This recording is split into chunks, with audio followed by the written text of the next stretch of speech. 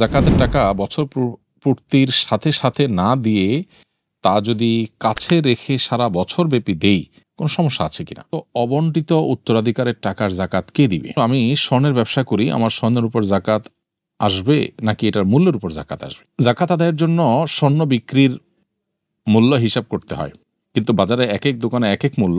কোন মূল্য ধরবো? তো সৌদি যাচ্ছি, কয়েক বছর থাকবো, জাকাত সেখানের স্বর্ণের দাম অনুযায়ী দিলে হবে নাকি দেশের হিসেবে দিতে হবে? প্রতিষ্ঠানের মেশিনারিজের মূল্যে কি জাকাত দিতে হবে? ব্যাংকে কিছু টাকা রেখেছিলাম, সেই ব্যাংক প্রায় দেউলিয়া। ব্যাংক টাকাগুলো ফেরত দিচ্ছে না, টাকাগুলো আদৌ পাবো কিনা আমি নিশ্চিত নই। এখন এই টাকার জাকাত দিতে হবে কিনা? চলুন তাহলে আর বিলম্ব না করে আমরা ইতিমধ্যে যে সমস্ত প্রশ্ন চলে এসেছে সেগুলোর উত্তর দেওয়ার পালায় প্রবেশ করি। প্রতিষ্ঠানের মেশিনারিজের মূল্যে কি জাকাত দিতে হবে? প্রতিষ্ঠানের যে মেশিনারিজ আছে এটার মূল্যের কোনো জাকাত দিতে হবে না, কারণ এই মেশিনারিজগুলো এগুলো মূলত স্থায়ী সম্পদ, যেটা আপনি বিক্রি করার জন্য আনেন নাই। হ্যাঁ, কেউ যদি কোনো শোরুমে বা গোডাউনে মেশিনারিজ রাখেন বেচার জন্য, মানে এটা তার ব্যবসার পণ্য, তাহলে সেক্ষেত্রে এটার মূল্যের উপর জাকাত দিতে হবে। আর যদি আপনি কোনো ফ্যাক্টরিতে এটা সেট করে থাকেন, তাহলে সেখান থেকে যে প্রোডাকশন হয়ে থাকে সেই প্রোডাকশন যদি থাকে জমে, তাহলে সেটার জাকাত আপনার দিতে হবে এজ এই ব্যবসার পণ্য। কিন্তু ওই মেশিনারি যেটা আছে সেটার মূল্যের উপর কোনো জাকাত দিতে হবে না, সেটার দাম যাই হোক না কেন। জাকাত আদায়ের জন্য স্বর্ণ বিক্রির মূল্য হিসাব করতে হয়, কিন্তু বাজারে এক এক দোকানে এক এক মূল্য। কোন মূল্য ধরবো? উত্তর হলো স্বর্ণের জাকাত এটা বিক্রয় মূল্য হিসাবে দিতে হবে, যে কোনো নির্ভরযোগ্য দোকানির থেকে দাম জেনে, অথবা আপনি কয়েকটা জানলে সেক্ষেত্রে কয়েকটা খবর নিয়ে আপনার যেটা মোটামুটি স্টাবল এবং মাঝামাঝি সেটা ধরে সেই অনুপাতে আপনি জাকাত দিলে আদায় হয়ে যাবে ইনশাআল্লাহ তাআলা। আর স্বর্ণের দামের ক্ষেত্রে খুব আহামরি বেশ কম সাধারণত হয় না, বরং আজকের পৃথিবীতে স্বর্ণের দাম যে কোনো দেশেই অনেকটা স্টাবলই থাকে এবং খুব বেশি হেরফের হয় না। এই গহনার কী দাম বাজারে আছে, কয়েকটা দোকান দেখলে খুব বেশি হেরফের হবে না। প্রয়োজনীয় সতর্কতার জন্য একটু অতিরিক্তটা বা যেখানে একটু বেশি পান সেটা ধরে আপনি জাকাত দিয়ে দিবেন, হিসাব করবেন। এরপরে প্রশ্ন হলো, আমি স্বর্ণের ব্যবসা করি, আমার স্বর্ণের উপর জাকাত আসবে নাকি এটার মূল্যের উপর জাকাত আসবে?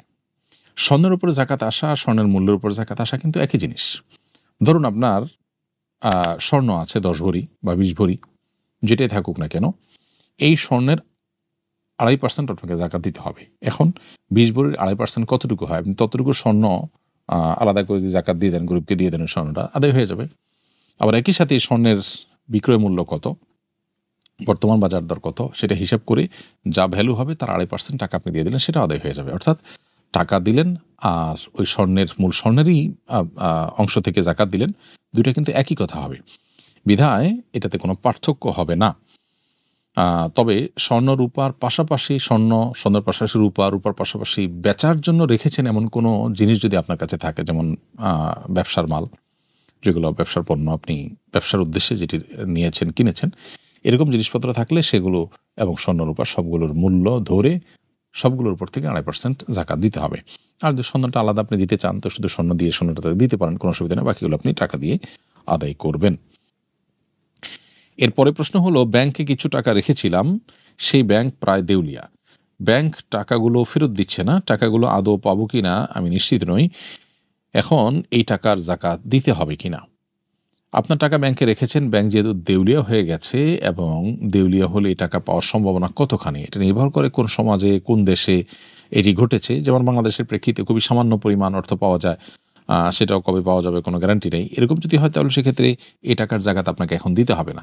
যদি আপনি পান তাহলে বিগত যে ক বছর ছিল সেই ক বছরের জাকাত আপনি দিবেন। ব্যাপারটা হলো লোন দেওয়ার মতো। একজনের কাছে টাকা লোন দিয়েছেন, তিনি আপনাকে জাকাত টাকাটা দেওয়ার কোনো সম্ভাবনা যদি না থাকে বা দূরবর্তী সম্ভাবনা থাকে, তাহলে আপনার জন্য জাকাত দিয়ে যাওয়া আবশ্যক নয়। বাট যখন দিবে তখন আপনার জাকাত দিতে হবে, এমনকি পেছনের বছরগুলো জাকাত দিতে হবে। যদিও এক্ষেত্রে সৌদি আরবের শেখ বিন বাজ রাহিমাহুল্লাহ ইবনে উসাইমিন রাহিমাহুল্লাহর মত হলো যে সর্বশেষে ১ বছরের জাকাত দিবেন, কিন্তু ফুকাহা হানাফির মত হলো যে বছর আপনার জাকাত দেওয়া হয়নি সেই বছরের জাকাত আপনি দিবেন। হ্যাঁ, আপাতদৃষ্টিতে আমার টাকা তার কাছে আটকা ছিল, আমি এখন জাকাত দিতে যাবো এত বছরে, তাহলে তো আমার লস হবে। ইমানদারের লস বলতে কিছু নেই আসলে। আমি জাকাত দিচ্ছি, এটা তো আমার জমা হচ্ছে আখিরাতে আল্লাহর কাছে, এর জন্য আমি আজর পাবো। বিধায় এটাকে লস মনে করাটা বরং ভুল চিন্তা। তো অবন্টিত উত্তরাধিকারের টাকার জাকাত কে দিবে? বাবা মা বা যে কোনো মানুষ মারা যাওয়ার পর তার যে সম্পদ তিনি রেখে যান, এটা তো ওয়ারিসদের হক হয়ে যায়। এখন প্রশ্ন হলো, ওয়ারিসদের কাছে বন্টন করে বুঝিয়ে দেওয়ার আগ পর্যন্ত এই সম্পদটা জাকাত কে দিবে? এই প্রশ্ন উত্তর হলো, বন্টন করবার আগে যেহেতু কেউ আসলে পরিপূর্ণ মালিকানা বুঝে পায় না। ধরুন আমার বাবা মারা গেলেন, আমার বাবার সম্পদে আমরা ভাই বোন যা যা পাওয়ার কথা সেটা আমরা বুঝে পাওয়ার আগ পর্যন্ত, বুঝে নেওয়ার আগ পর্যন্ত আমাদের মালিকানা চূড়ান্ত হয় না, মালিকানা পূর্ণাঙ্গতা পায় না। যেহেতু মালিকানা পূর্ণাঙ্গতা পায় না, যার কারণে এখানে আমাদের এই সম্পদের জাকাত আমাদের উপরে বর্তায় না। আমরা যখন এটাকে বুঝে নিব, মালিকানা পূর্ণাঙ্গতা পাবে, তখন আমাদের উপরে জাকাত বর্তাবে। এখন প্রশ্ন হলো, তাহলে যতদিন বন্টন হবে না ততদিন পর্যন্ত জাকাতকে দিব? তো হলো না, এটা জাকাত কারোর উপরে বর্তাবে না, কারণ মৃত ব্যক্তি যিনি, তার উপর তো জাকাত আসে না, মৃত ব্যক্তির উপর কোনো বিধান প্রযোজ্য হয় না। আবার দ্বিতীয়ত হলো, মৃত ব্যক্তি এটার মালিকও না।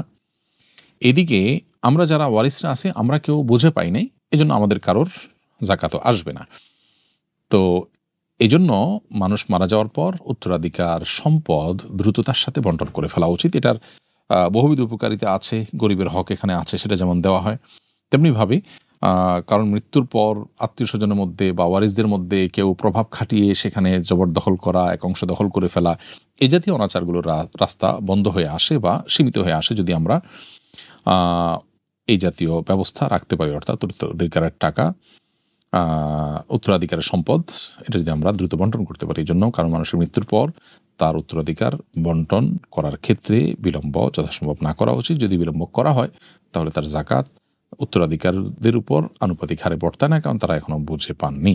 যেদিন বুঝে পাবেন তারপর থেকে তাদের উপরে বর্তাবে। তো সৌদি যাচ্ছি, কয়েক বছর থাকবো, জাকাত সেখানের স্বর্ণের দাম অনুযায়ী দিলে হবে নাকি দেশের হিসেবে দিতে হবে? আপনি পৃথিবীর যে প্রান্তে থাকবেন, যেখানে থাকবেন, সেখানকার হিসেব করে আপনাকে জাকাত দিতে হবে বা জাকাত গণনা করতে হবে।